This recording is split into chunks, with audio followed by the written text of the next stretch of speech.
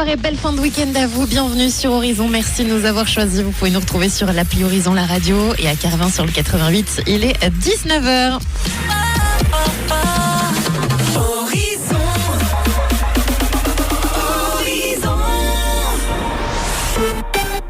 Et tout de suite, le point complet sur l'actualité avec la rédaction d'Horizon. Bonsoir.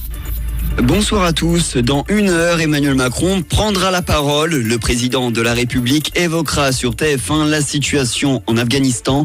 Le chef de l'État qui revient d'un sommet en Irak. Il s'est entretenu avec plusieurs dirigeants du Moyen-Orient.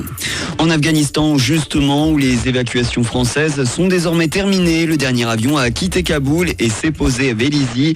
À bord de l'appareil, l'ambassadeur de France en Afghanistan. Il était accompagné de toute l'équipe diplomatique ainsi que de militaires ayant participé aux opérations. Le pont aérien français a permis l'évacuation de plus de 2800 personnes. Une nouvelle explosion aujourd'hui à Kaboul. Il s'agit d'une attaque américaine, une autre frappe de drone qui a touché un véhicule chargé d'explosifs. L'objectif était de supprimer une menace imminente. Dans la zone de l'aéroport, la tension reste très élevée. L'interpellation d'un jeune de 28 ans ce matin à Paris, dans le 19e arrondissement. L'homme s'est rendu dans une église. Il avait sur lui une arme de poing chargée de plusieurs balles. C'est le prêtre qui a prévenu la police après avoir repéré un comportement suspect. L'homme a été placé en garde à vue et devra s'expliquer sur son réel projet. Le gouvernement va faire appel, c'est ce qu'assure Gabriel Attal. Les mots du porte-parole du gouvernement font référence à des décisions de suspension du pass sanitaire obligatoire dans certains centres commerciaux. C'est notamment le cas dans les Yvelines, le Haut-Rhin et l'Essonne.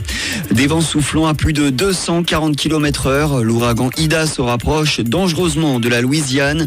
Un ouragan de catégorie 4 qui rappelle de très mauvais souvenirs. Il y a 16 ans, presque jour pour jour, Katrina frappait violemment les côtes américaines. Et puis du foot avec les premiers pas de Messi au Paris Saint-Germain, c'est peut-être ce soir.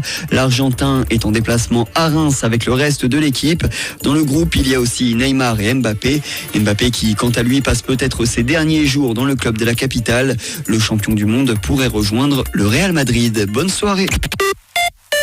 Retour de toute l'actualité dès demain avec la rédaction d'Horizon. Pour la suite, Imagine Dragons, Follow You sur Horizon.